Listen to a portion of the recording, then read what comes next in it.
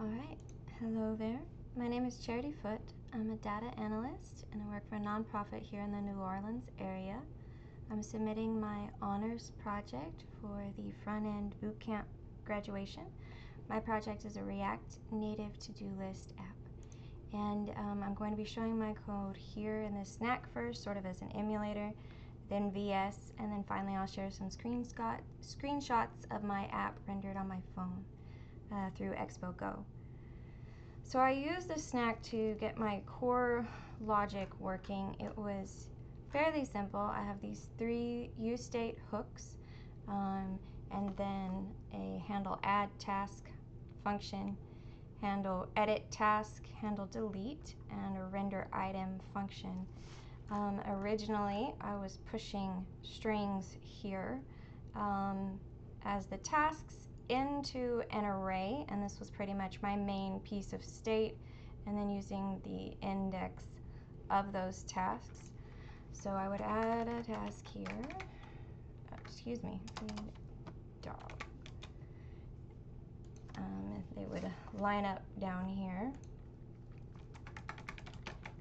and these were just strings that were being displayed here. By editing them, they would pull back up to my text input box, and this uses a ternary operator to switch between those functions. Once I got my core logic working, I wanted to add some other features. Part of the basic joy of using a to-do list is to be able to cross things off and feel that sense of accomplishment. I also wanted to add a drop-down menu where I could add notes. So that took some work to implement those. And once I got those worked in to my render item, I realized that I had a problem, because when I would click one, all of my items would click. All of my menus would drop at the same time, and my notes would mirror each other. And I realized that that made sense because I had those options set up as state. So even though I was rendering different items, they were all operating on the same one piece of state.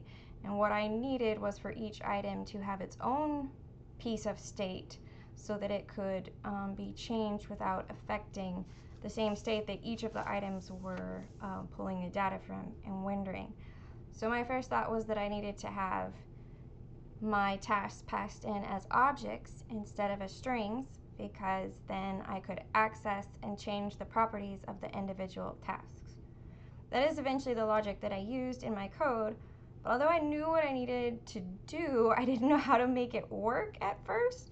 It took a lot of testing different pieces of code, researching examples, asking questions. But eventually I got there once I figured it out with the handle icon task. Then it was pretty easy to adapt to handle the drop down, handle the notes,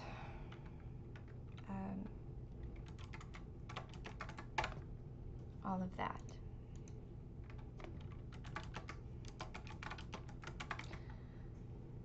Oh, they dies. Okay, so this is my code in VS, and this was another challenge in the fact that to scaffold out a working React Native app was a pretty big challenge. There was a recent big update. It was difficult to find working directions that weren't outdated. Even our own Nucamp site React Native project, that first week those instructors were working overtime really to give us instructions that worked because of that big update that changes, the dependencies, the different things like that, and how they work. But once I got that scaffolded out correctly, I made pretty good progress. And it's pretty fun to actually see my project rendered on my own phone. I'm especially proud of being able to, I added this little alert because who wants to think that they have more work than they do? No one. No one wants that. So what's next for me is the backend Bootcamp. Thank you for that opportunity, you all at Nucamp, and thank you for reviewing my project as well. I hope you enjoyed it.